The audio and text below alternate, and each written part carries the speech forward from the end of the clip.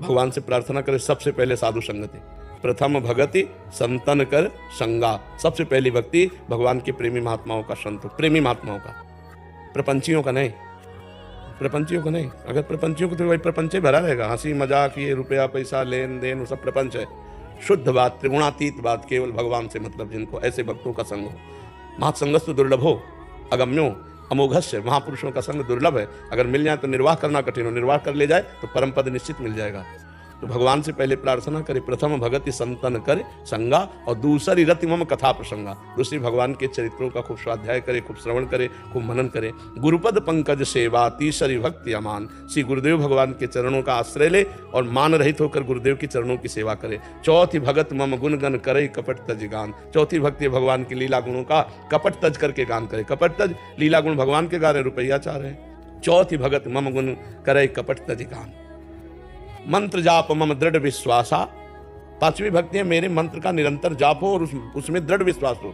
पंचम भजन सुवेद प्रकाशा, छठदम शील विरत बहु कर्मा, निरत निरंतर सज्जन धर्मा, छठवीं भक्ति है शीलवान बने, सहनशील बने, चाहे जितना मान हो या अपमान हो, दुख हो या सुख हो, निंदा हो या स्तुति हो, समान भाव रहकर। छठदम शील, और बहुत से उन कर्मों का त्याग कर दे जो भक्ति विरोधी कर्म है।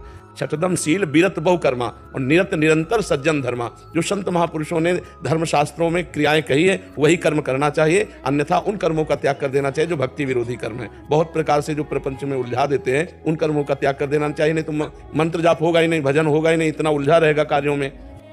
छठदम शील विरत बहुकर्मा, निरत निरंतर सज्जन धर्मा, सातों सम मोहिमय जग देखा, मोते अधिक संत कर लेखा। सातवीं भक्ति है सारे संसार को भगवान का स्वरूप देखना और भगवान से भी अधिक बढ़कर संतों को मानना। सातों सम मोहिमय जग देखा, मोते अधिक संत कर लेखा। आठों जथा लाभ संतोषा, सपने नहीं देखे पर दोषा। आठवीं की ऐसी स्थिति बना ले कि जथा लाभ संतोष, सदा काहू सो कछु न चाहोगो, किसी से कोई मांग नहीं, जैसे हमें भगवान रख रहे हैं बस उसी स्थिति में हम राजी रहेंगे।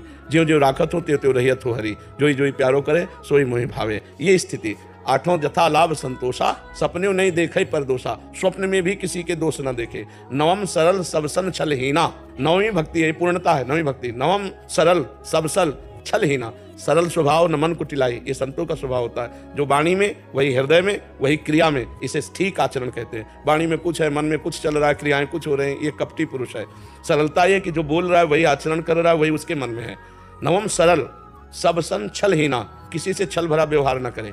और मम भरोस ही हर्ष न देना, दृढ़ मेरे पर विश्वास हो, ना हर्ष हो न शोक हो, ना कभी किसी के सामने अपनी दैन्यता प्रकट करे। भागवतिक दैन्यता अलग है, गरीबी वाली दैन्यता न प्रकट करे कि बाबूजी कुछ सहयोग कर दो, नहीं। मम भरोस ही हर्ष न दीना, वो ऐसी दैन्यता न करे, किसी के सामने हाथ न पसारे। तो भगवान सबको देने वाला है, जब देगा तो निहाल कर देगा।